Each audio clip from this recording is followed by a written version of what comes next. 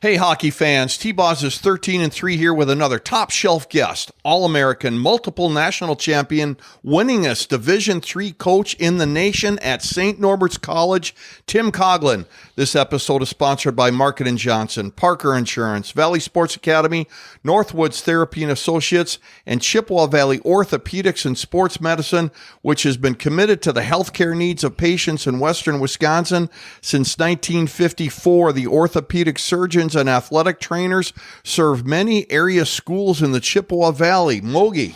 Well, thanks so much for coming over here, Coach Coghlin. Initially, we were planning to go to your place at Norbert's, and then we're going to make our swing to the UP, where we're going to do Grant Patulny from Northern Michigan, and we're going to do Blake Pedala from Michigan Tech, the CCHA goalie of the year. But evidently you had something going on in the Twin Cities today, and you were able to come by through here and stop here for us, kind of save us a night on the road, which is kind of good.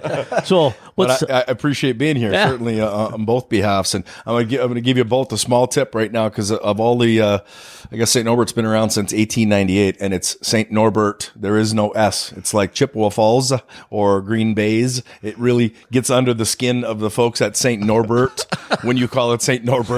So we've corrected more than one person. So we'll start on that note, and then we'll see if the gloves come off. St. Norbert. Yeah. Fair enough. Got it. Well, and sorry, no offense. No offense. I am passing through. There's some high performance evaluations going on over St. Louis Park area, and some of the young Minnesota players, and then also the NIT, which is putting on basically it's a showcase round robin between some high school players that were selected and nominated by their coaches to play against Michigan, against North Dakota, and against Minnesota. So they'll play a 4-game round robin set. My son is also partaking in that as a junior at Notre Dame Academy. So he'll be on his way over here shortly too. Let's talk a little bit about our introduction here. We're going to go backwards. Normally we start with, where you're from and that sort of thing, but winningest coach.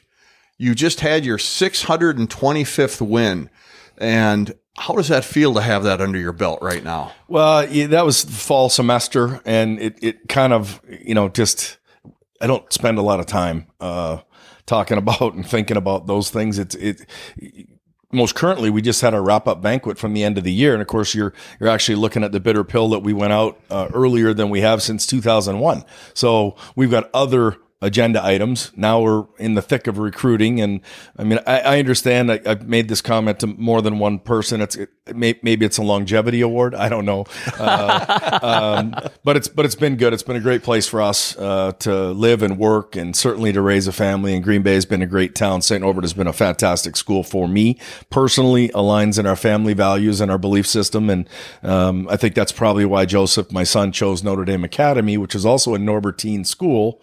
St. Norbert College is the only 4-year higher ed school in the world that is a Norbertine school, but the Norbertines have lots of high schools and lots of grade schools all over both Europe and North America. So there's schools that are Norbertine schools, but St. Norbert College is the only 4-year accredited higher ed school. So, Coach, you mentioned that you're in the thick of recruiting right now. So what does that look like for St. Norbert? Yeah, so we play a little bit of a long game, as most of the Division III guys do. I know you've had Matty Lone in here before, and you've had some other, Luke Strand, who was a D3 guy for a period of time. I'm so proud for him and happy for him to be at Mankato. It's just one of the joys of sitting in my chairs watching the success of others and what guys have been able to do, both as coaches and as players, and certainly that's a highlight. So, we're all watching the end of the junior season come and go. So right now the North American League playoffs will kick up. That means some teams were already eliminated, and some of those players who you had recruited throughout the year are all of a sudden now with the stark reality that it's time to move forward. And while we didn't want to interfere with their schedules during the year, we just try to make sure periodically we poke them a little bit, pop in, watch a game, say hello, make sure they know our intention. We're really asking at this time, during the year, we're asking guys, if the Division I opportunity doesn't come your way, that we're all hoping does, and we do hope that it does, because that means we're in on the right kids. By all means, then just, consider St. Norbert as your Division III option. And once we hear kids say, that's my number one choice if I play Division III, then we obviously focus more closely and intently on those players. So there are some of those players who seasons have just come to a bit of an abrupt end, didn't make the playoffs, and now there are others who are in the playoffs and they're trying to make deep runs, and they're doing it in the North American League, they're doing it in the USHL, BC, Alberta, Saskatchewan. Those are pretty much all of the junior leagues that we monitor very, very closely. We do everything in person, and we recruit 1-for-1. So if one goaltender goes out, one goaltender comes in. 2 defensemen are going out the door. We need 2 defensemen coming back, and in this case, 5 forwards. So our recruiting class our list is always longer and deeper than necessary, because the reality is we just don't get all those kids, even though we've identified them as our top kids. They have other choices too.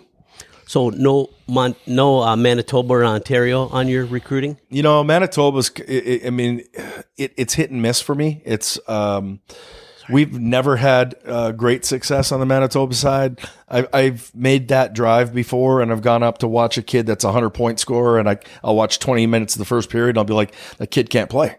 And so the statistical side of Manitoba, for whatever reason, has been skewed in my mind. Ontario is just too far headed the other direction, and there's too many schools, Division III schools, Division I schools that are just south, and they just go straight up, right? So with my background being from British Columbia, longtime assistant coach with me, AJ Aiken, who now coaches our women's program. AJ's from Alberta. He was with me for 3 national championships. Our natural ties were out west. And so really when I started the St. Norbert program, I started with going into non-traditional markets and getting kids that St. Norbert, who was recruiting high school kids only at that time, but they couldn't play at the level at which the NCHA competes. When you're out recruiting and you've got a potential kid on the bubble, whether it's Division I or maybe looking at another D3 school, what do you tell them that you have to offer that other D3 schools may or may not have? Well, the first thing we do is we encourage strongly for every family that has interest to visit us, visit all of the people you're interested in. We think the campus at St. Norbert sells itself. It's a beautiful little school. Most people who have never walked on campus know the name, but they've never actually seen it. It's impressive to see $150 million worth of new construction in the last 12 years on campus. People who walk it and it's a campus of about 2,000. It feels much more like 3,500 or 4,000 because of its layout. The footprint is excellent. Our academic success talks to itself. I mean, every one of my players since 1995, everyone has graduated on time in 4 years. All of them. Everyone in 4 years. Yeah, since 1995, every guy. And that's a hell of a legacy right there. Well, even this year, this was the highest academic record. I think we do a little fun thing by position. So we actually create a little GPA grid. So who's the smartest player?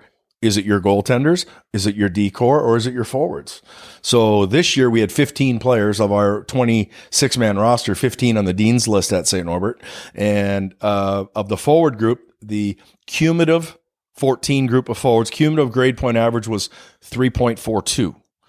And then our goaltenders were 3.753. And our D-corps was actually 3.755.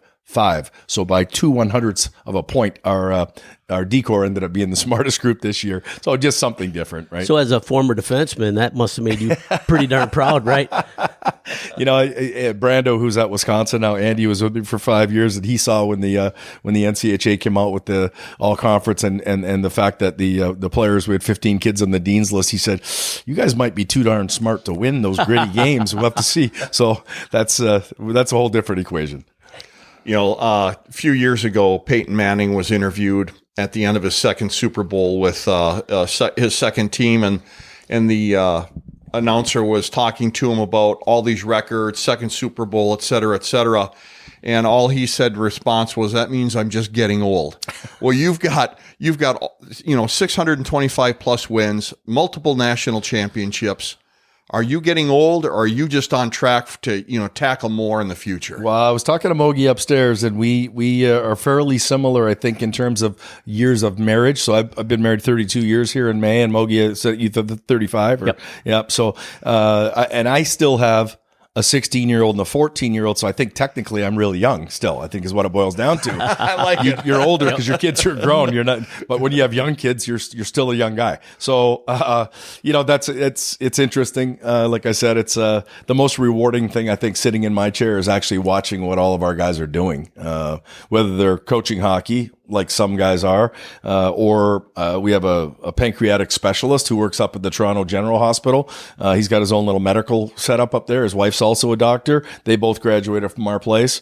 It's attorneys, dentists, doctors, finance guys. Basically, what I've done is secure my own little group of, okay, now it's your turn to take care of me. And so I got a finance guy, I got a dentist, I got a doctor, I got an eye doctor, and they all played for me at one time or another.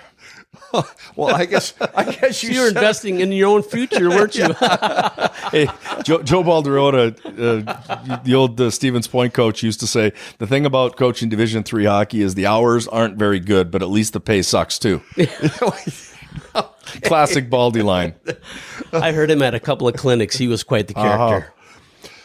Prior to turning on the mics, you talked about some of your success being the assistant next to you through the years, and you've never gone without somebody good next to you. Give our listeners a little bit of history of the people that have stood next to you and where they've ended up. Yeah, so when I was at Stevens Point, I was the assistant, and then I took the job at St. Norbert back in 93, 94. And I made one phone call, and it was to Rob Nicholson. Rob is since deceased here just about 5 years ago now, but very well-known hockey name in Green Bay, around the old Green Bay Bobcat locker room. Was a draft pick of the Philadelphia Flyers. Dear friend of Mark Mazzolini's, who was my coach at Stevens Point. It's a very hockey world's a small world. And I called Nicky and I said, if I come to Green Bay, will you help me? Will you help coach? And he was the first guy I had on staff for the first 6 years. We had another local Green Bay kid named Kip Caracas, who was a goaltender at St. Norbert, graduated in 1988 from St. Norbert, the year before they technically became a varsity program in 89. And Kip was in town. And so I hired Kip and Nicky, and they were our first two. When my captain, Corey Boris, graduated. He's a Yorkton, Saskatchewan kid. Nicky was getting ready to move on. Nicky actually became the president of the Green Bay Gamblers and stayed in the USHL when they made the transition from the old Brown County Arena to the Rush Center. And there was an ownership change between John Stoffaker and then the who started the Gamblers program when Donnie Granato was coaching in 1995. I think they started in Green Bay. So I was in just the year before that. So Nicky was the guy who kind of knew everybody in town. He was like the mayor. I mean, you walk into a bar, you walk into a restaurant, and guys light up and they all know Robbie. And so I really had the benefit of Robbie introducing me to a lot of people in town. Very influential guy, in a fun way, and a hockey guy, through and through. And then when he was stepping away, I actually hired Corey Boris, who was my captain, and it was his first year out of college. And so we hired him in the full-time capacity. Corey then, when Corey left, he actually went on and became the head coach at the College of St. Scholastica. Corey has since moved back to Green Bay, and his wife and kids are being raised in Green Bay now.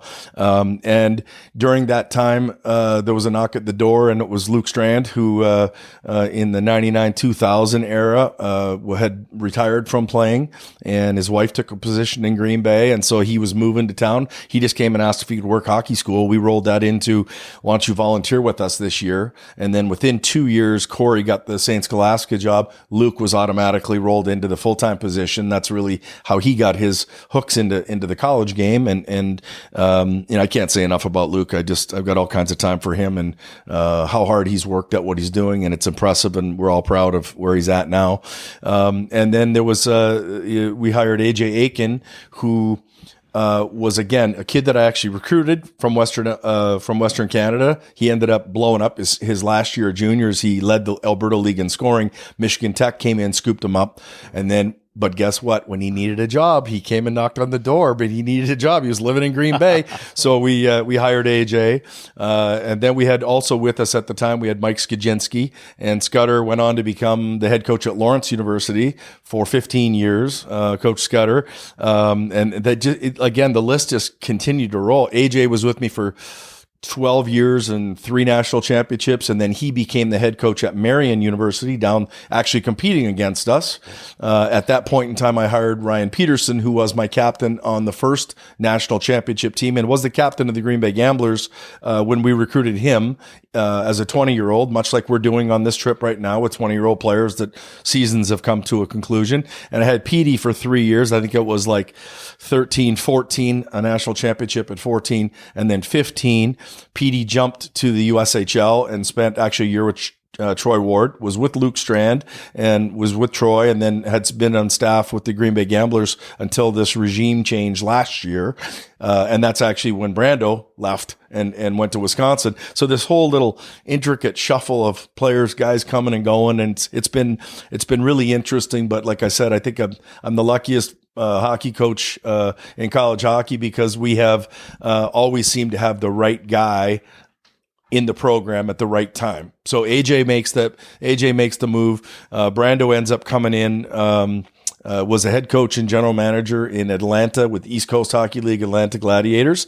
Had a very good pro career with the Glads too. So he had been out east for 10 years, I think, something like that, as a player and an assistant coach. And he's from Wausau originally, and his wife is from Wausau, and it was time for them to kind of get moving back. So he rolled seamlessly into the associate head coach position and was with me for 5 years, and we won the title in 18. And then Brando had the opportunity most recently to join the Badgers. So, the whole coaching circle it's just very, very small, and you really do appreciate all of the people around you.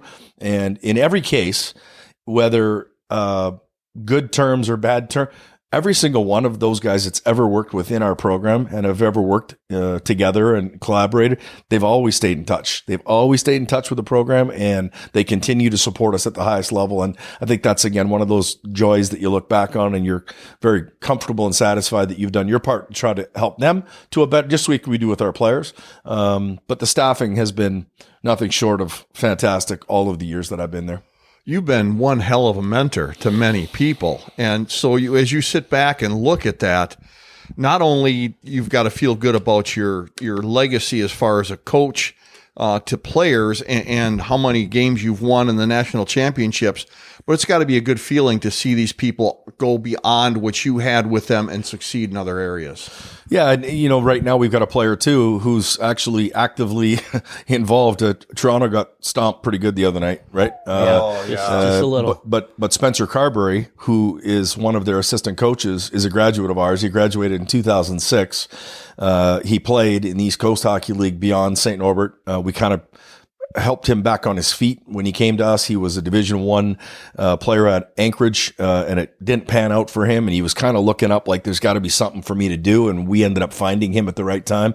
He was a 3-year player for us, turned into an All-American, turned into a pro hockey player, ended up being a very good pro hockey player in the East Coast Hockey League.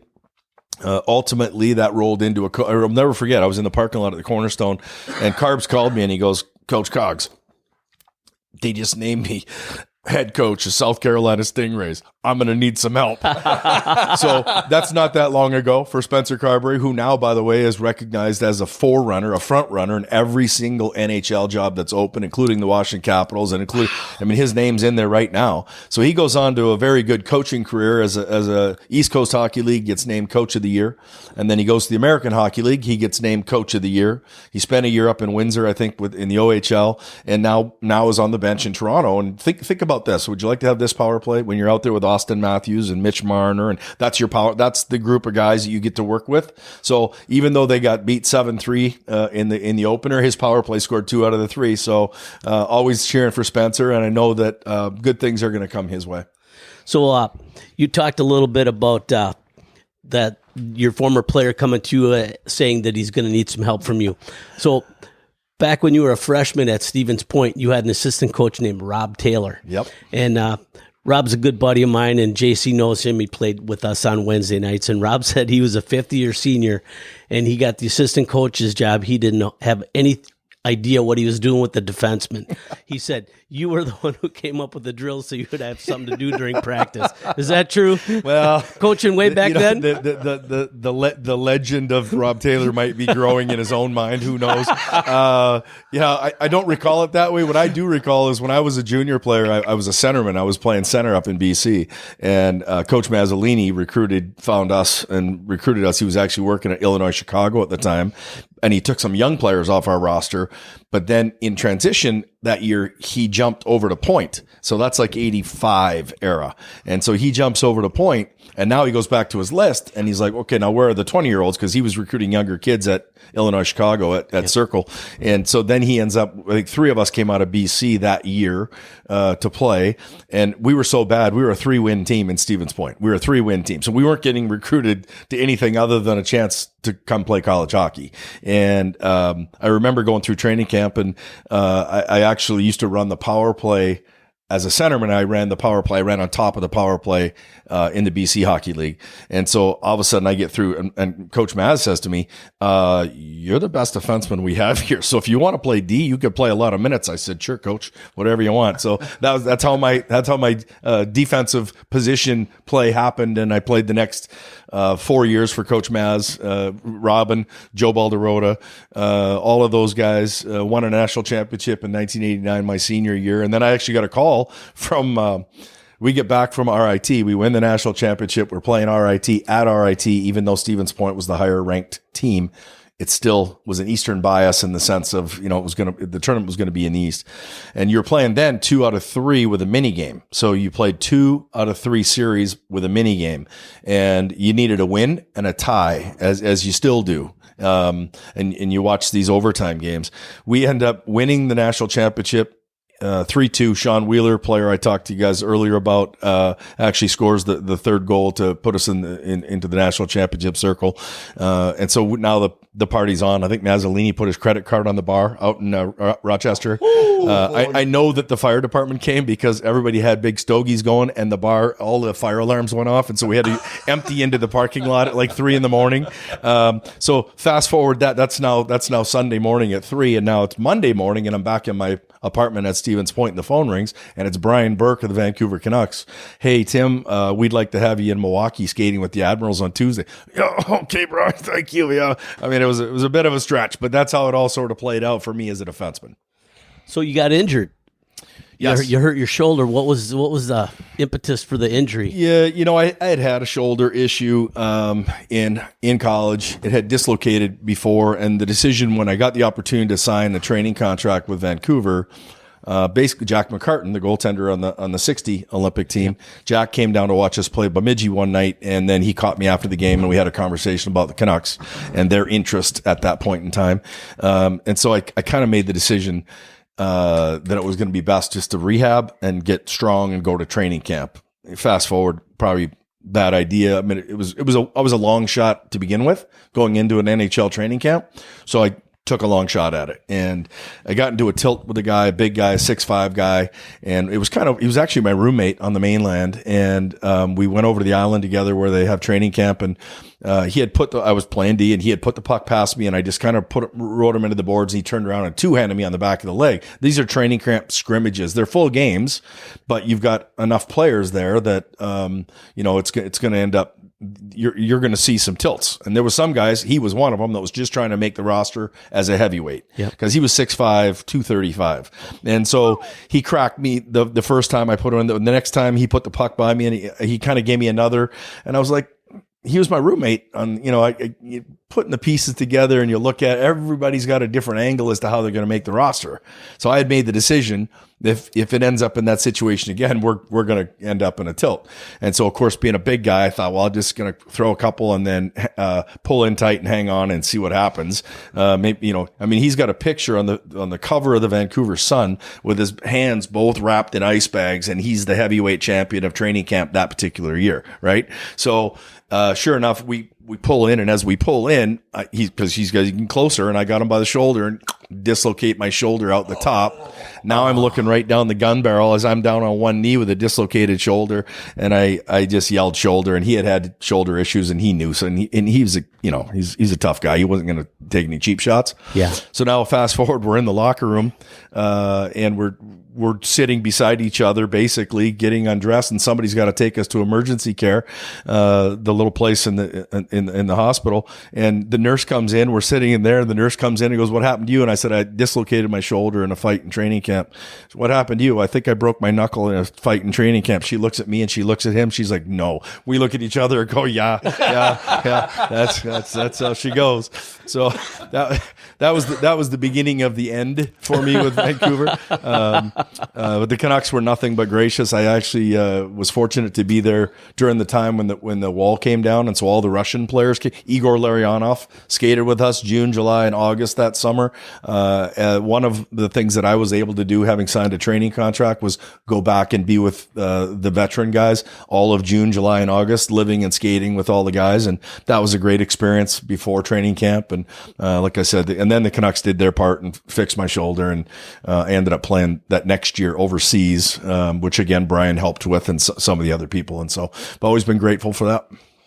We're going to take a break, give a shout out to a couple of our sponsors. Northwoods Therapy takes pride in being your choice for physical therapy in the Chippewa Valley since 1981. Northwoods Physical Therapy is a clinic where you can receive the care you deserve and are treated like family. And I'm actually going there right now for my shoulder, and Mogi was there last year for his shoulder. I'm a proud alumnus. alumnus. Tell you what, if you ever go there, tell them the breakout session sent you. Absolutely. And Valley Sports Academy, a new large state-of-the-art sports training facility located in the Chippewa Valley, featuring hockey, soccer, baseball, softball, and new to the area, lacrosse. They are devoted to helping athletes reach their next level, utilizing tools like their skating treadmill, rapid shot, rapid hand, synthetic ice, shooting lanes, 100% real ice training rink, and Mogi and I actually play hockey there. And that's where I screwed up my shoulder. Yeah, there you go. Thanks, Chase, for getting us going on that 50-plus league this year. That was really fun. We appreciate that. So, Coach, when you went over to, I believe it was Scotland when you played in Europe, you went over there as a player coach. So, when was the time where you were starting to think you want to stay involved in the game, and coaching was probably the way you were going to be able to do that? Well, technically, we all, at that point in time, anybody who was an import was, because of how that league was set up, it was the British Premier League, and there was only 3 imports. And we were actually the 3rd set of imports that year for the town that we played for. So there was an NHL player, Steve Gatsos, myself, and then a longtime Ontario Canadian kid, Rick Farrow, were the 3 imports. So you're really all at that point with only 3 imports, and then guys that are the local Scottish guys that are got jobs, and they're at work all day, and we're just going to the gym and doing our thing. So I think it's the coach part of that is really the part of the player direction kind of thing. So I wouldn't look at that as being a stepping point or a start. I think coaching is something that I've always enjoyed. When I was playing junior hockey in Salmon Arm, the Shuswap Totems was a new franchise in the BC Hockey League, and I was coaching 11, 12-year-old baseball. I've always had the coach. I loved working hockey camps. I liked being a part of it. Coach Kuklinski, Tommy Kook, used to come over and work the hockey schools when I was a player at Stevens Point. He'd work all the point camps, and Coach Kook and I just had a blast with the little kids, the 6, 7, 8-year-olds. So I've always enjoyed coaching. I've always enjoyed that part of it. I actually, as you think back, like when I was young and growing up in BC, I was going to be a motocross guy. I was racing by the time I was 10, BC champion at 14, Canadian national champ, top 5 in Canada in 1978. And motocross seemed like it was going to be my path. And then you kind of start to grow a little bit, and you realize you're not going to be a motocross guy. Number one, if you don't have a sponsorship at the highest level, we're showing up in a 1977 Ford Torino with a bike strapped to the back, and we're parked beside the RV where the kid's got a practice bike and a race bike, and he has a kitchen that he's eating his food. I'm sleeping in the back of a Torino. So you start to figure out quickly that you're not going to be a motocross guy. then the high school coaches, if you look at all the high school teachers, I always thought I might go into teaching or I might be a physical education teacher. I always really enjoyed the sports side. I just always did. So I think coaching has just been a long path for me. I want to go back real quick, excuse me, to your college days. You won a national championship, as you mentioned, as a player. You've won national championships as a coach. Which had more meaning to you? Yeah, it's an easy question to answer, and the easy answer is in order of blood, sweat, and tears. When you're a player, it's special. When you're a player, it's special. And for the group of kids that we had playing for Coach Maz in Stevens Point in 1989, very largely stay in very close contact still, right? I mean, I think the college side. So being a player and being involved in the action at that level is clearly the best, clearly. Then I was fortunate.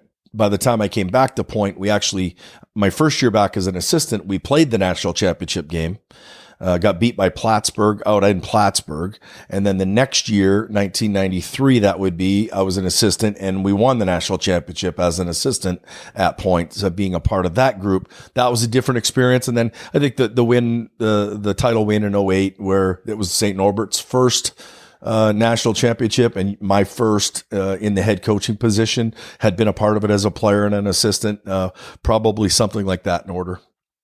Okay. So let's go back. You talked a little bit about your time with the Shuswap totems and salmon arm. So tell us about growing up Summerland, British Columbia. Mm-hmm. Tell us about that. Yeah, so Summerland actually was a mega city for us. We lived in a much smaller town called Westbridge at one point in time. And I'm the youngest of 5. And so there was mom and dad and a grandma that lived with us. And we had a 2-bedroom house in Westbridge. And then my dad was in the sawmill business. He was a millwright. And he saw the chance to move to a bigger city, which this bigger city called Summerland was 5,000 people. So we thought we were moving into a mega because the town we lived in had 65. Holy 65. cow. So my sister, who's 5 years older than me, we were in the same classroom. So I was in first grade and the teacher would come to my desk. My sister, who's 2 years older, was at the desk beside and the teacher would go to her. And then my sister, who's 5 years older, Shirley, the teacher was going desk to desk. So we truly lived in a very small, matter of fact, the gas station was the post office. So the post office, and it was the grocery store, and the nurse owned the whole thing. So if you had to see the doctor, you went to the gas station because we were 2 hours from anything. So that's all true. So then we packed up and moved to Summerland, and that's when the lights kind of went on for me because I was probably 7 at the time. My brother would be 17, and the girls are all in between. But that's sports. That opened sports to me. That opened things up, and there was baseball, and there was soccer, and there was hockey, and there was all things that there wasn't in a town of 65, as you can imagine. When the river doesn't freeze over, you can't skate. So moving to Summerland was a big boon. And even just thinking about like coaching today versus athletes and parents, and I mean you could do in 6th grade. I had never played soccer competitively, but there was an English guy who was my 6th grade teacher. And he's like, "Hey, you're a pretty good athlete. Why don't you come play soccer?" So I played on the soccer team. We end up in a tournament in Penticton, where they got a very successful junior team. Think about this now. Just put parents and students in this position. So we end up in the soccer tournament. We goes to penalty kicks. He has me kick. I score. Then he goes to the goaltender, our goaltender, and says, "Okay, you're out. Tim, you're going to play goal for the shootout." Oh, wow. And so we end up winning the tournament. But again, think about like a parent today. If your kid is the goalie and all of a sudden you pull him out. So it was a different time, right? It was a different time. It just was. So, but I think the move to Summerland for me was it really opened the avenue of sports. It just did. Did you have any players that you looked up to or you followed in the NHL or even at the collegiate level? Well, I think so. One thing with the Penticton, they were called the Penticton Knights back then. Highly successful. Lots of NHL players have come through Penticton. So as a young player growing up in Summerland, you're watching those players. All of us aspired to play in the BC Hockey League, which ultimately gets back to your question about the Shuswap totems. So I think it was the local high school junior player. Those kids, because Summerland was on the semester system versus a tri system, they would send all of their high school players out to Summerland because it fit the academic calendar better. So even though they were playing for the Penticton Knights and they were billeted in Penticton, they would come to school in Summerland. So we would see those guys around the school, and that kind of, gets your thinking about, could you play at that level? So by the time I was about Joseph's age, my son now, I started to think about, I went and tried out for Penticton. They brought in like 200 and some kids at a training camp, and got cut in 4 days or whatever it was, but got picked up by somebody else. That guy had a program up in way northern British Columbia, Fort St. John, and it was a bit of a meat league. It was big men with big beards and lots of fights, and the stick work and the chaos that was junior hockey back then. Yeah. Nobody should ever go back to it, but it was like, again, fights in the bleachers, bench brawls, line clearing brawls. It's just the amount of old time. Oh my gosh! It truly, like, and you think about that when you're watching the Broad Street Bullies back in the 70s, when you're watching the Flyers, and it truly that those early 80s, that's kind of was the thing. So I played up in that. I remember my first playoff game when I was 17. I was playing up in Fort St. John, and my buddy from high school was the goaltender on Prince George, and Ralph Bechtold was his name. But he was really, really good, and he was killing us. And so our coach says, "Hey, anybody gets a shot at Bechtold, let him have it." So sure enough, probably next shift, puck goes rimming around the wall. Bechtold comes out of his net to get it. I'm the first one coming the other way. Boom! I blow him up behind the net, like just full contact on a goaltender, because that's what it was expected. So I 17, I turn around, I try to make my way back to the bench. I just get to the edge of the bench, and I go to step in, hand on my head, get back out there and draw a penalty. It's like, okay. You didn't get a penalty for that? Well, he wanted it. Yeah, I was getting a penalty, but he wanted me to draw a penalty to balance it up. Okay. Get back out there and draw a penalty. Okay. So that truly was my first year of junior experience. Yeah, and what that turned into for me was a good opening to junior hockey, and then the Shuswap Totem started that next year, and we had some really good players there, and that program has evolved into, your point, the Salmon Arm Silverbacks now. So it's run continuously, I think, since probably like 82, 83, something like that. But the BC Hockey League back then was the Brett Hall show. Like Brett was, Brett was actually out of shape, overweight, and brought in as a 19-year-old to Penticton kind of on his name. Like nobody had really seen or heard of. He was playing juvenile hockey down at the coast. So he comes in his first year, and he's playing in Penticton, and I'm in Salmon Arm, and he just kind of floats around. We actually didn't know who Brett Hall was because we didn't have lineups. We didn't have internet. We didn't have, right? We thought Joe Murphy, who was a really good NHL player too, and Joe Murphy was on that team, and he stood out like a sore thumb. Brett Hall did not stand out in his first year, but he still scored like 52 goals. You look at the stat sheet at the end of the year, and the kid's got 52, and we didn't even know which one he was because Joe Murphy was that good at that time. The next year Brett came back, he scored 108 goals in a single season, still the BC Hockey League record. And then everybody knew who Brett Hall was, right? And that was his 2 years there. And then he obviously went to Duluth and played for Coach 30.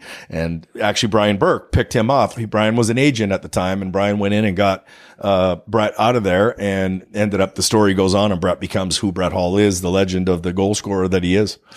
So you're a BC guy, did your junior hockey out there. How in the world did you end up in Stevens Point, Wisconsin? Yeah, so Coach Mazzolini, again, was, I think if you follow his path, he was like 6 years as an assistant in Illinois Chicago, which was a D1 program. He jumped to Stevens Point. The year he jumped to Stevens Point, he had been out west recruiting for Illinois, for Chicago. And then he saw an opportunity to become a head coach. That just happened to be the time. Actually, I was finished. I was in Penticton. I had asked my last year, I'd asked for a trade because we had coaching change, and I'd been the leading scorer and, kind of the captain and everything in Salmon Arm. And then it was like, this is going to be my last hurrah. So when it was known that I was going to potentially play somewhere else, Penticton called and said, why don't you just come down here and start skating? So I was in Penticton skating, and like January 10th was the actual, you had to card all your players and confirm your roster. At that point, Salmon Arm wasn't going to get anything for me. They were just going to have to release me. Otherwise, they could keep me on their roster, but then they're burning a roster spot for them. And so the idea was, let's just get through January 10th. And like January 7th, I got clipped, and Ian Kidd, I think, who was a captain, North Dakota, Ian Kidd fell down, came sliding across, and he caught me, hyperextended, blew my knee out the inside. So I never did play a game in a Penticton uniform. I was there expecting to get through January 10th, and then they went on a deep run and played the Western Canadian Nationals, and ultimately they won the National Championship Centennial Cup the next year. So I'm sitting with a leg cast on. I'm in BC. I'm back at my mom's place, and Coach Mazzolini picked up the phone. Now he took the job in Stevens Point, and it's like, hey, would you consider this? And then the guy I was working for at the time at the Jock Shop, this sporting goods store in Salmon Arm, supported it 100% because I'm the youngest of 5, but none of my siblings are college products. None of them went to school. That wasn't a thing that we were all doing. And so by going to Stevens Point, it really opened just a ton of opportunities for me. And Coach Mazzolini starting that program was again for us to be able to walk in and kind of start on the ground floor. That I saw what he did for all those years when he was building that program and how he was building that program, and almost took it to a T when I became a head coach and moved to Green Bay with a club team and wanted it to become a varsity team. I had a footprint for how it was going to happen. And it's the St. Norbert is the overnight success story that took 29 years. Yeah. Yeah. So can we talk about that a little bit? Yeah. You had mentioned Bemidji earlier. And so now Bemidji State has gone D1. St. Cloud, Mankato. Mankato. They were all in the NCHA. Yep. St. Thomas, you probably played them here and there. Yep. I understand you had an opportunity to go D1 with St. Norbert, but chose not to, or how did that all work out? Well, so we've looked at it a number of different ways, and the reality is, if you go back and just clarify the points that you just made, St. Cloud, Mankato, Bemidji, those are Division II schools that played Division III ice hockey. Yeah. And so, like, if you go back in time, when I started at Stevens Point, the big dog on the block was Bob Peters and Bemidji State. Like, they had men on their roster. They were all over Canada. They had tons of junior players. They were really Don Brose at Mankato. Their roster was, and then of course Herb Brooks coached St. Cloud in their first year with Craig Dahl. So I remember we played Coach Brooks's team in Stevens Point in like '86. So, but they were all Division II programs. And then the NCAA came out and said, if you're a Division II program, you can't play down. You can't play a Division III championship because you have support cast. You've got extra trainers. You've got extra help. You have extra assistants. There's more funding available to you at a Division II school than there is at the Division III. Unfair competitive advantage. So the Division II schools all had to make a decision, and the NCAA forced their hand. The reality was, when Herb Brooks took over St. Cloud, they were on the track. They weren't thinking. They were going D1. They were building a building. They were going. So having Herb Brooks there really pushed them first. Mankato had an inkling that would be a good thing for them, but didn't want to get after it quite as fast as St. Cloud did. And Bemidji, frankly, went pushing, kicking and screaming. They were trying to hold on to the last nth time. So they were in the league up until maybe like 97. They were still part of the NCHA, but the reality is they all had to make that move. After we had a nice run of success, maybe into the early 90s, the late 90s, there was conversation about expansion on the D1 side. And so we did a feasibility study. We looked at all of the metrics of finance and attendance and where we would play and who would schedule us. The good news on the hockey side is that, like, the big dogs in hockey, they'll play you. You can get Denver and you can get Wisconsin and you can get, they understand that growing the game in a positive way is an important thing, and they're not standoffish about it if they can help you. So we knew we could put together a schedule that would make sense in the West. Then when the whole thing was done and submitted through to the NCAA came back and said, listen, this is where we are. You're a Division III institution. If you can take hockey to 1 and add a female sport to 1, which in our case, it was going to be women's soccer. So you could take, because the women's hockey game hadn't taken off like it is now. So you can take hockey to Division I and add a women's sport. But you can't stay D3. You've got to elevate all your other sports to Division II. And so now we're sitting there with no one to play in football, no one to play in basketball on either side. All of the other sports having to go to Division II almost made it a moot point. So the other alternative was you could take hockey to one non-scholarship. So that was another sort of moot point. Like if you're out east and you've got some other Division I teams to play, not called North Dakota, Minnesota, Wisconsin, you could probably and they did it for a long time. RIT did it for a long time, and they've got more like institutions to play. Here you got the WCHA, you got the CCHA. I mean, there's no way you're going to go non-scholarship. Right. And then there's no way we're going to elevate all of our other sports to Division II that doesn't exist anywhere. And so our findings said status quo. We're D3, and that's how that played out. Okay. Here we're going to give a shout out to a couple more sponsors. Parker Insurance, multiple companies, multiple products, multiple savings. See Ryan Parker, who was a hockey coach himself in Eau Claire, Wisconsin, for all your insurance needs. And Market and Johnson. Thank you to our friends at Market and Johnson, longtime supporters of the great game of hockey and our youth throughout the Chippewa Valley. Let's talk about recruiting for a second, Coach. When you're out on the road, we've talked about the NAHL, we've talked about the USHL.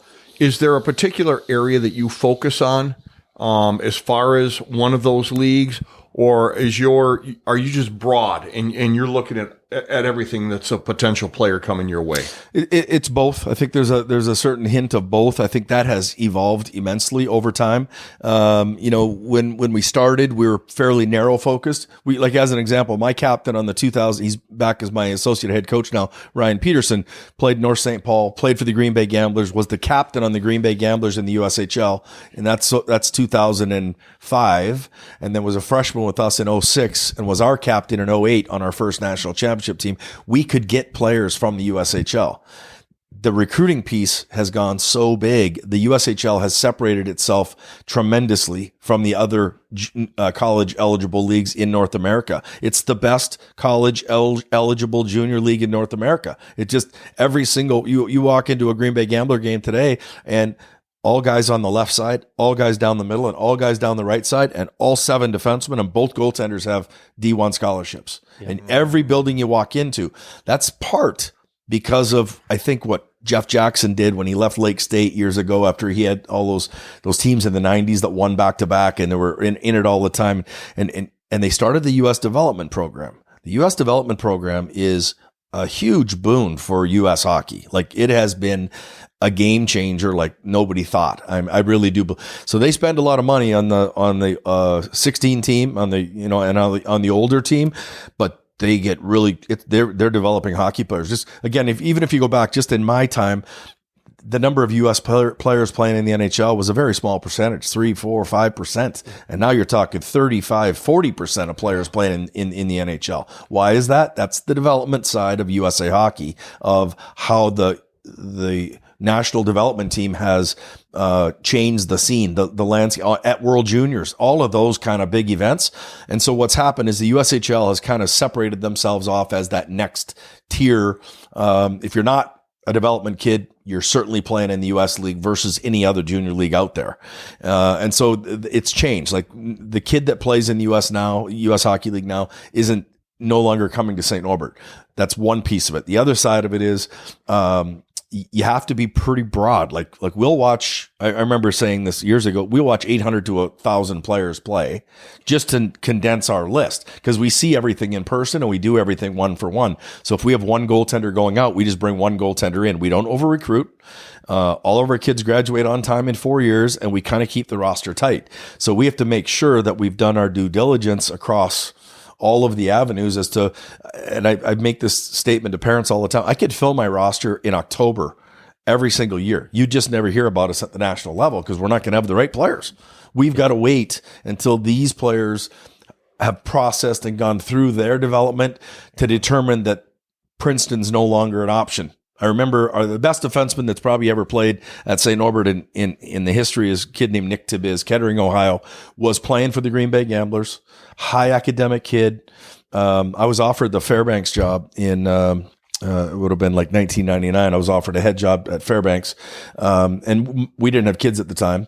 And so my wife flew up. She is a school psychologist by trade. So she had a job before we left Fairbanks. I had the offer before we left Fairbanks. We had to come back and make some decisions.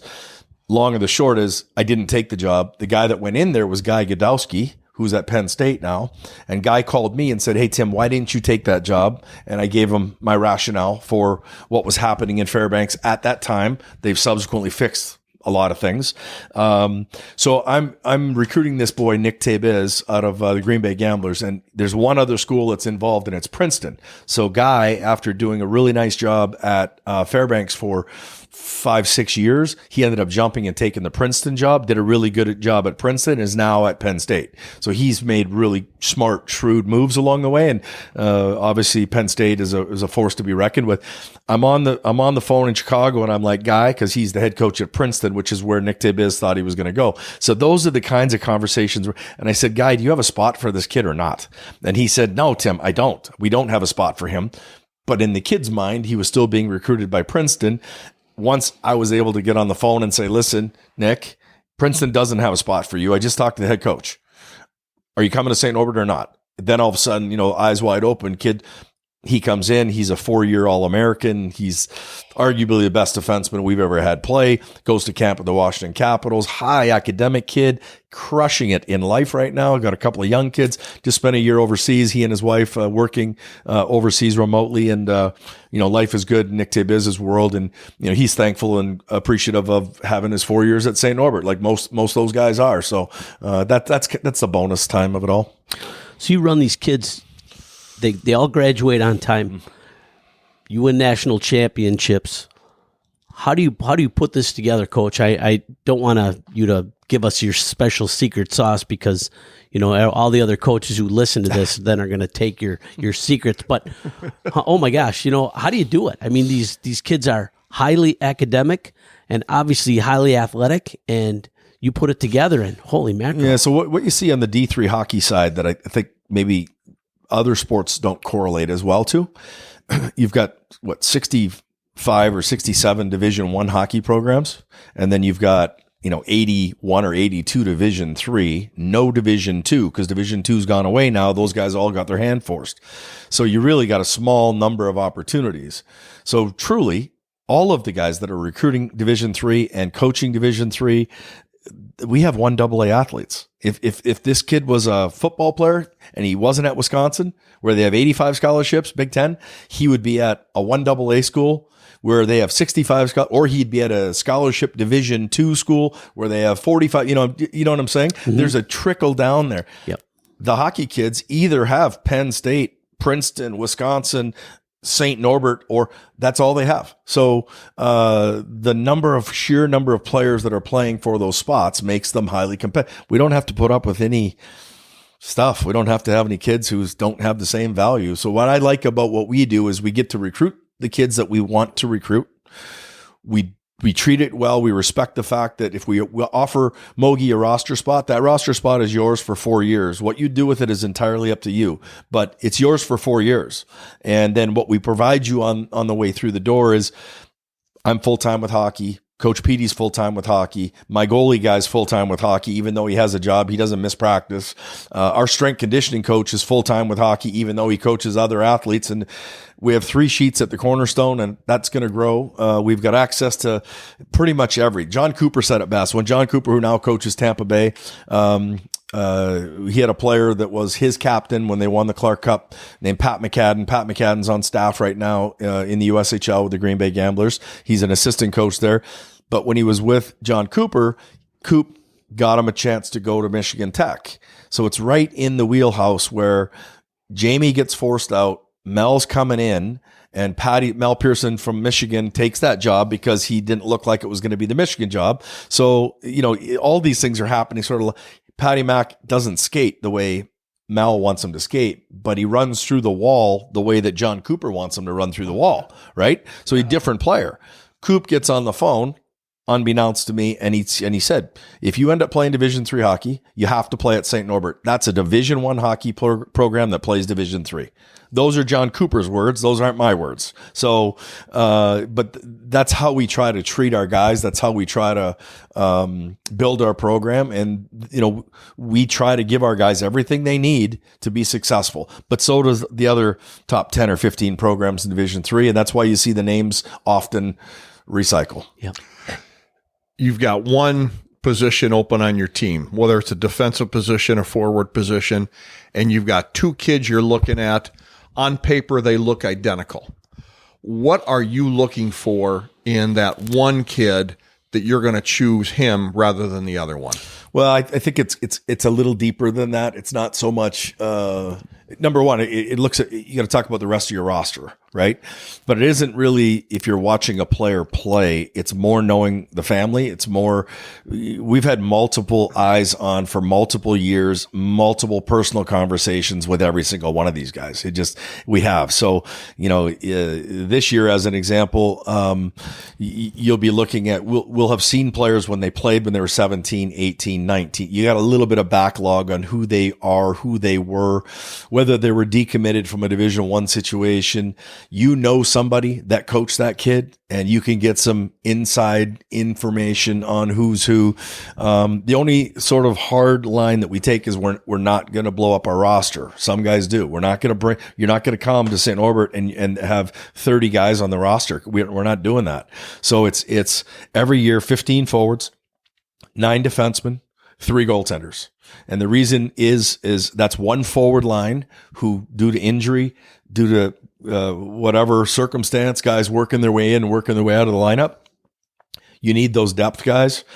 And then it's 9 defensemen because we now have the extra spot. So we can play 7. You can play an extra player now. So the roster is no longer 18, it's 19. You could play an extra forward if you want. We choose to play an extra D. So we play 7 defensemen every night, and then your goaltenders, obviously. So, I think our biggest asset of all the things that we're talking is our locker room. And our guys know, the first thing we'll do is call our guys and say, what do you know about this guy? Well, I lived with him one year when we played juniors, and boom, you learn a lot more information from your own players about who's who and what's what. And then, we just want guys with the same kind of vision and the same, we always tell our guys, if you come here, you have to give us 100% commitment academically, athletically, weight room, classroom, up and down.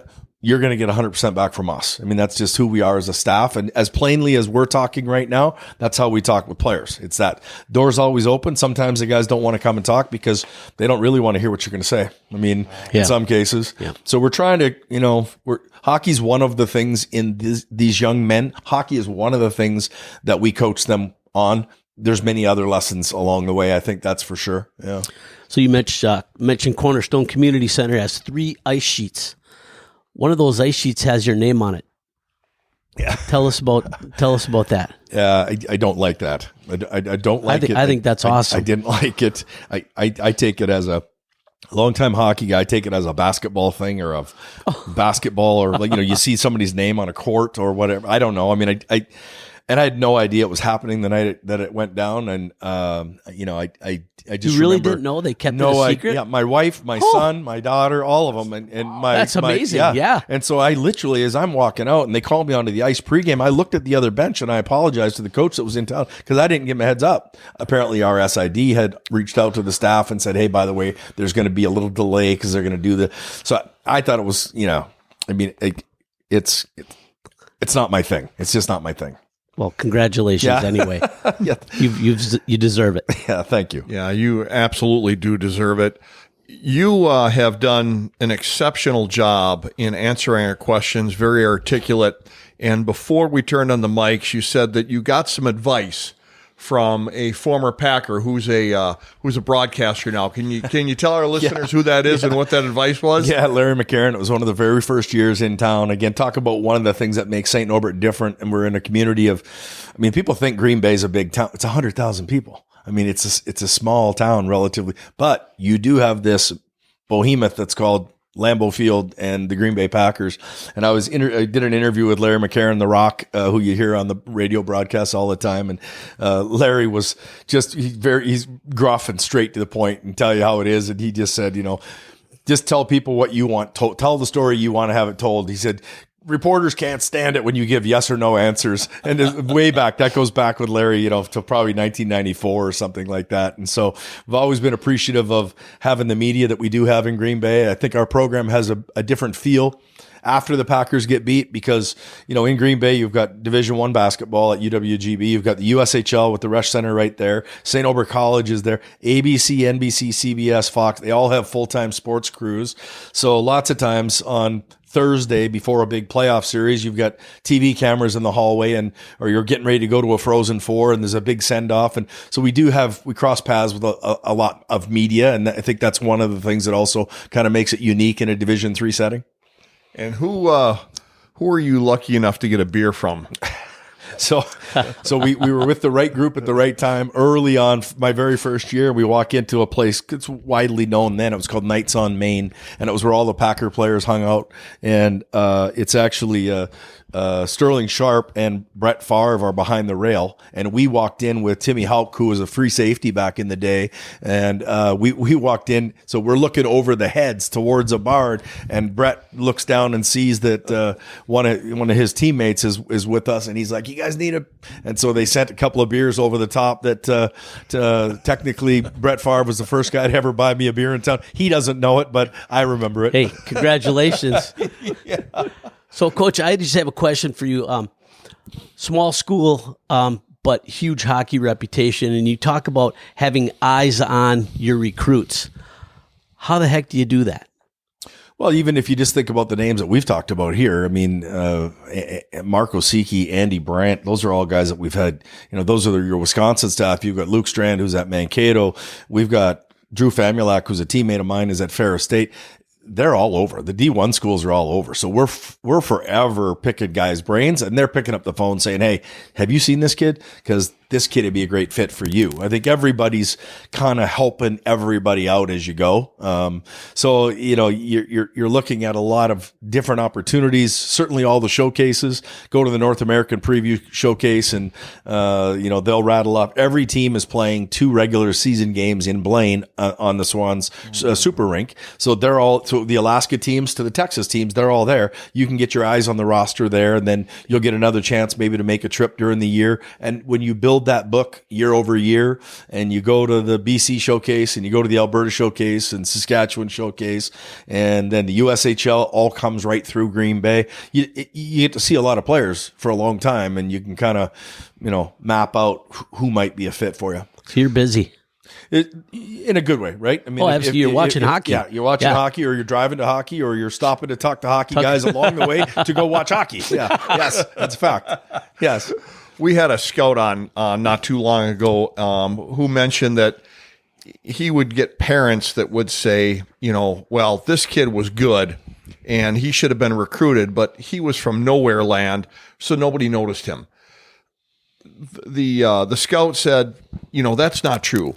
If this kid's good enough, we're going to find him. He's going to be in the book someplace. Do you feel the same way? 100%. Guys, whoever you were talking to is spot on. I mean, there's, especially with the advent today and the technology of Instat and video. And I mean, there's so much more you can do right now than you literally used to drive 16 hours in a car to get to Saskatchewan to watch a game, to drive 8 hours to watch another game, to drive, boom, just to see kids in person.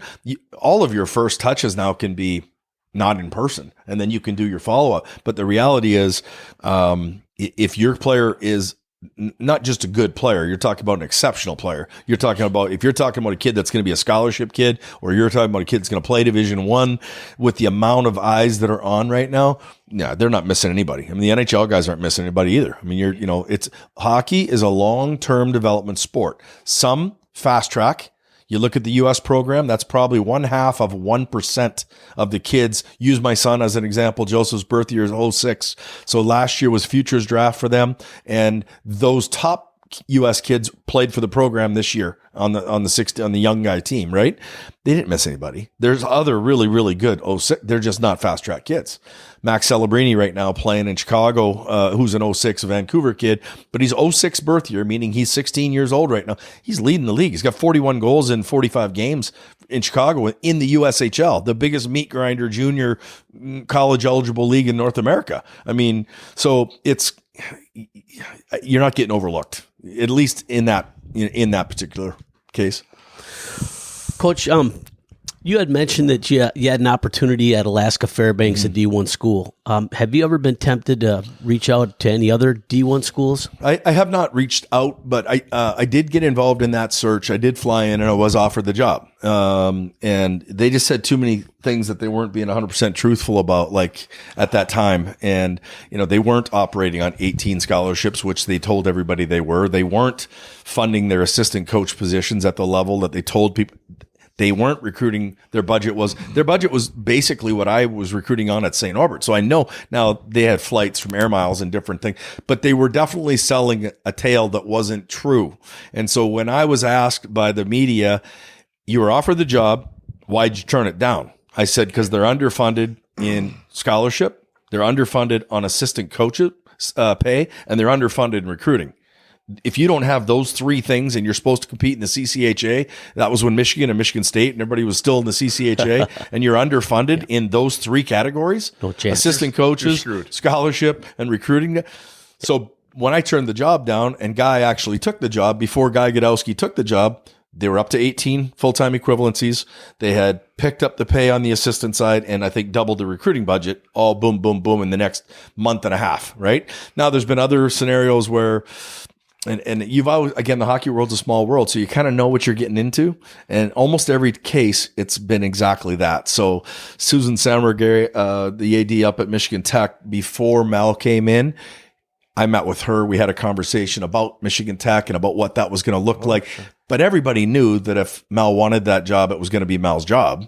And that's exactly how it played out. He ended up coming back to Tech and turning that program around and doing exactly, what he can do. At Northern Michigan, they had called our athletic director and asked for permission. So I went up and had lunch with the administrative staff at that time. But everybody knew Walt Kyle was with the Edmonton Oilers organization. And if Walt Kyle wanted to come back to, which he did, and when you're kind of in those tracks, you kind of see where you fit and where you don't. And you kind of have a pretty good idea of how it's going to play out. The one that still kind of baffles me a little bit, but it doesn't because it played true to form. I got a call from Princeton when Ron Fogarty got the job. Ron was coaching at Adrian College. And so we were competing against each other. We played the 2011 national championship game at the Ritter Arena in Minneapolis against Adrian, and Ron was there. And so now this goes to how many years, whatever that time frame goes to be. But I get a call from an assistant athletic director at Princeton, and they basically said, we want somebody who has been highly successful on the small private side, who understands what a campus like this academic means. Yeah. And they laid it out, and they basically said, we're going to hire somebody with a background like yours. And I was actually up in the Yukon. My dad was a gold miner for his last years. He was up in the Yukon territory. And so I was up in the Yukon when that kind of came in, and I was a little bit dismissive, because what I said to my wife is, I said, are we going to Princeton, New Jersey? Are we going to live on the East Coast League? Are we going to go live on the East Coast versus being in the Midwest and raising our family? And so I had kind of made the decision that I wasn't going to get involved in the Princeton search. And about the next 10 days, that's what they did. They hired Ron Fogarty, who had a high level of success at a small private in Adrian College, and Ron's still there today. So good for Ron. Yeah, good for him. We've got a podcast coming up in the near future with a guy you've heard of that says hello by the name of Bill Beanie. and Bill says that he'll come out of retirement if you pass his national championship rings. Just wondering if you've got a comeback for him at all. Hey, and one other thing. He's wondering when you're going to take him to a Packer game. Oh, yes, that's true. So, Coach Beanie, again, talk about experiences in your coaching path. So I start 93, 94 at St. Norbert. By 1999, we're in the NCAA tournament. And who do we draw? Like 5-time national champion Middlebury, and they're coming to us, and we play them at the old De Pere barn. It was before we moved to the Cornerstone, and the game, they split. It's 2 of the mini, and we end up in a split. We win 1, they won 1, and we end up in a mini game, and they beat us in a mini game. And I remember just being caught off guard at how they played the game. And, old school mentality, thinking about how we built our roster and how we used to think about building our teams. start with the goaltender, work to your decor, work kind of from the net out. Their decor, they were actually running, some would call it a torpedo system, more of a European flair. They played on bigger sheets. They basically ran, instead of groups of 3 forwards, they ran groups of 3 backers. Yep. So they would run 2-1, 3-3, yep. And then groups of 2. You technically get your top forwards on the ice more, and then you're running these 3 backers.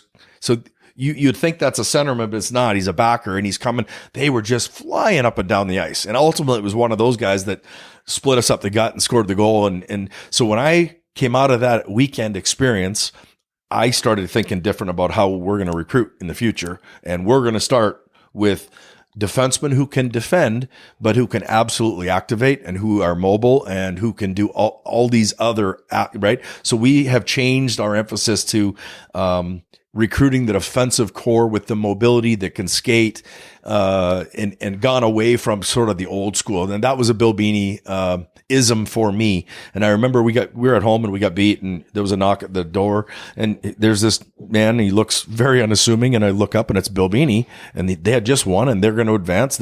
And he just came down and he said, I just want to come and check on you and see how you're doing. I mean, this is and I was like, wow, like this guy's. Yep. So I think what Middlebury did during their run was never to be replicated. They won 5 in a row, and then they were off a year or 2, and then they won 3 in a row. Yeah. And so it was like they won 8 national championships in some 10, 11 years. It's just crazy. But they also, in 1997, 98, we were playing Stevens Point, and we were good. We were a pretty good team at the time, and they were good. Point was good. And we played Point 2 home, 2 road, so 4 league games. And then we saw them in the NCHA playoffs, 2 with a mini, and it went to a mini. So that was games 2, 4, that's games 6 and 7. And then we drew them in the first round of the NCAAs, 2 with a mini back to back. So we literally, with mini games, we played 8 regular season games against Point that year and 2 mini games just to get to a Frozen Four. What Middlebury and what the NESCAC schools were doing is the NESCAC had a rule that you could only play in 1 postseason tournament. So you had to choose. If you were going to play in the NCAA tournament, you opted out of your league playoffs. And so when Middlebury was winning national they were playing 4 games to win a national championship. They were playing a first round, a semifinal, and a final. But they were, because you had 2 with a mini in the first round. So they would play a series, 2 with a mini.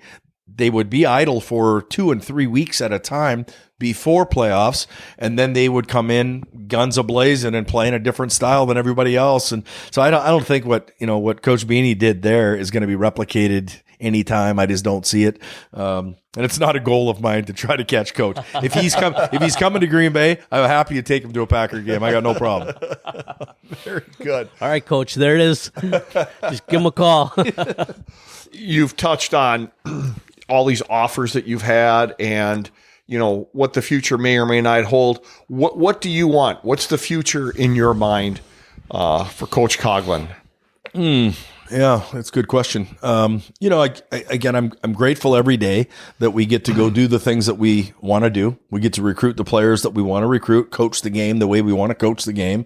I think it's like not having a job in that regard. I mean, it just is. I mean, I literally played youth hockey as long as I could play, played junior hockey until I aged out and couldn't play, played college hockey until I couldn't play, played pro hockey until Vancouver said, you can't play, played overseas, and then it was going to go back overseas when this coaching opportunity popped up. So I've not had to work a day in my life. I've always just gone to the rink, and that's kind of how it's played out. And it's certainly not by design, because I will tell you straight up, and anybody who knows me well will tell you, I've said it for a million, I never wanted to be this guy. I never wanted to be a long-term guy. I never wanted to be a long-term Division III. That was never my thing. It absolutely has played its way out because of family. The other thing I did say early on is all of the gifts of hockey, the one thing it taketh away many times is your family. And being a hockey coach was never going to cost me my wife. It was never going to cost me my family. It just never, I could come and do podcasts with you guys and hang out. It's just not going to cost my family, right? So I've always had that sort of value, I think, in terms of the importance for us. So when we're married 32 years, I got a 16-year-old and a 14-year-old. So we started our family together later in life. And that now is the driving force for what we're doing here next, so I'll be at St. Norbert as long as my key still works on the door, and I can watch my son now play at Notre Dame Academy, and they won the state championship this year, went 28-0. What an incredible run for those guys! And now Drew Schock, one of their young guys, signed with the development program, so we know he's going to be. We know a couple of their players are USHL bound and some other junior bound, so it's an exciting time. This has been a blast. Wow. What a hell of a legacy. I guess, JC, the thing that I think about the most when I listen to Coach talk, he talks about having the right guy as the assistant always, right? Just happen to get the right guy and having the right players, and just how does that happen? And the thing that, and talking to the other D1 coaches, hey, does this guy fit with you, or does he good fit with us? He's got connections, and the only way you make those connections is to build solid relationships with people. So that tells me a lot about him. He's a relationship guy. Yeah. People always come back, and you keep those lines of communication going, and, it's been magical for you, Coach. Well, that's, now if you look at our alumni base is marvelous. Like there are over 30 families who have located themselves out of the Green Bay area and are raising their families there. So it's something, Christmas Eve morning, like you have water out here, we have water. And if the water is frozen, we'll have a skating party for the kids out on the ice. But this year, obviously we didn't. So it's in-house. It's at the Cornerstone.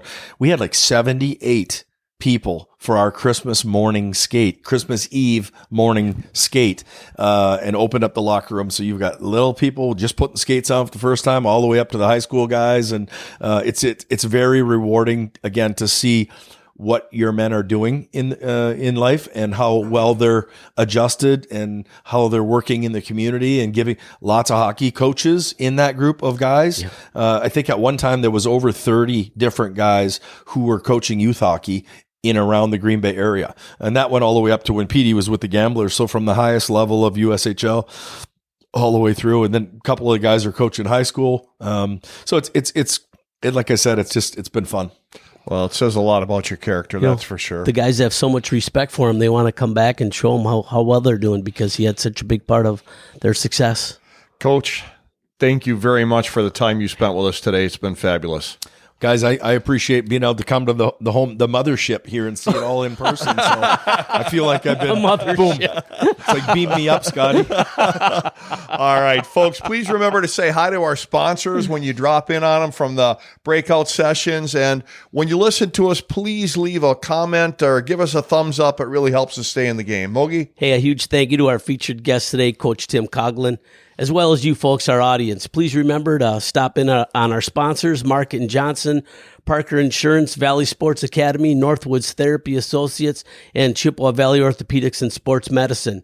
Follow us on your favorite social media platforms, as well as YouTube. And remember, folks, until next time, stay on your inside edges.